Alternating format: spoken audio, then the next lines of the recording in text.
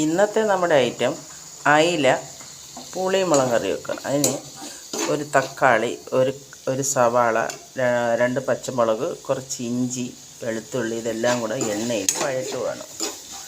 അതിൻ്റെ കൂടെ നമുക്ക് പിഴിഞ്ഞു പുളിയോ വടക്കം പുളിയോ ഒന്നും ചേർക്കാതെ പുളിഞ്ചിക്ക ഇട്ട് കൊടുക്കുക. എന്നിട്ട് ഈ തക്കാളി ഉള്ളിയുടെയൊക്കെ കൂടെ അതൊന്ന് വഴറ്റിയെടുക്കുക.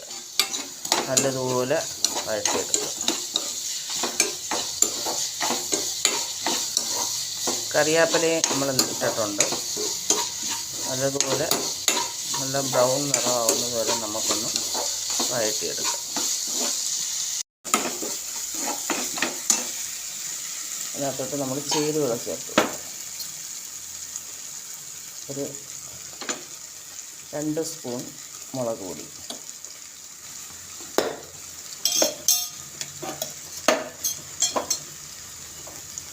ഒരു 2.5 സ്പൂൺ മല്ലിപ്പൊടി,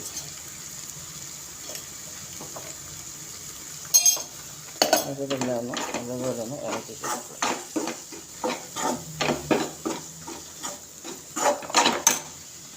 അതിനകത്തോട്ട് ഒരു 1/4 സ്പൂൺ മഞ്ഞൾപ്പൊടി,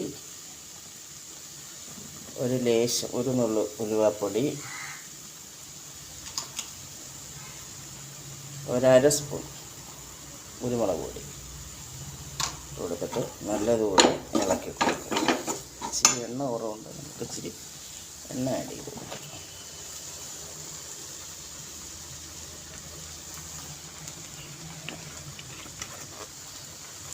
ഉപ്പിട്ട് കൊടുക്കുക. എല്ലാം നല്ലതുപോലെ ഇളക്കി കൊടുക്കുക.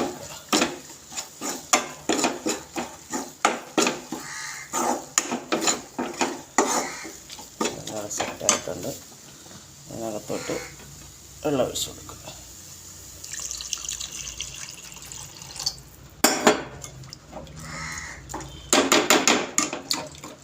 നമ്മൾ ഇങ്ങനെ ഇട്ട് കൊടുക്കുക.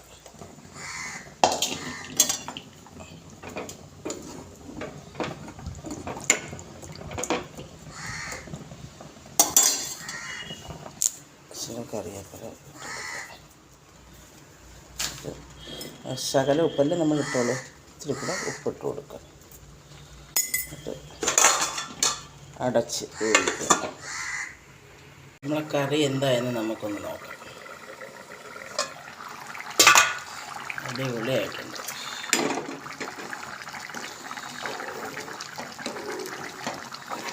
ഇച്ചിരി കൂടെ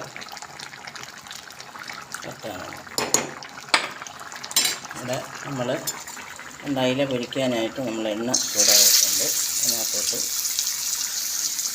വറുക്കാനായിട്ടുള്ള മീൻ പറക്കിയിടും.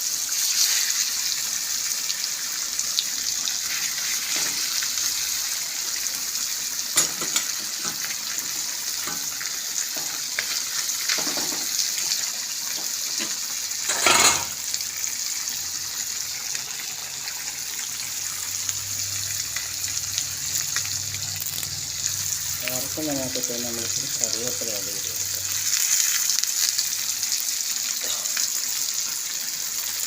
എല്ലാം ഒന്ന് സെറ്റാവും.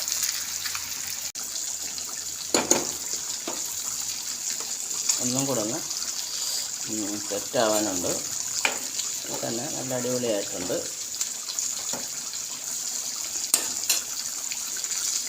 നമുക്ക് ഇത് ഇറക്കി വെക്കാം.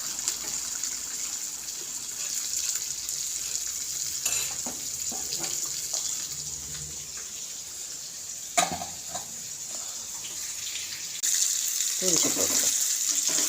നമ്മൾ എണ്ണ ഒഴിച്ച് ചൂടായതിന് ശേഷമാണ് നമ്മൾ ഈ മീൻ വറുക്കാനിട്ടത്. അതുകൊണ്ട് എന്താ ഈസിയായിട്ട് ഇളകി വരും. ഞാൻ കഴിഞ്ഞ വീഡിയോയിൽ പറഞ്ഞിട്ടുണ്ടായിരുന്നു ആ കാര്യം.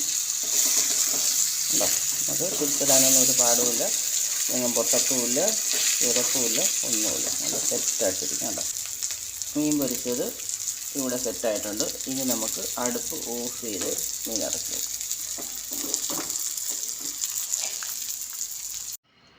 അയില പുളിമുളക് വെച്ചതാണ്. അത് ചക്ക കുഴച്ചതും പൊരിച്ച മീനുമാണ്. നമുക്കൊരു നല്ല അടിപൊളിയായിട്ടൊരു പിടിയൊക്കെ പിടിക്കുക.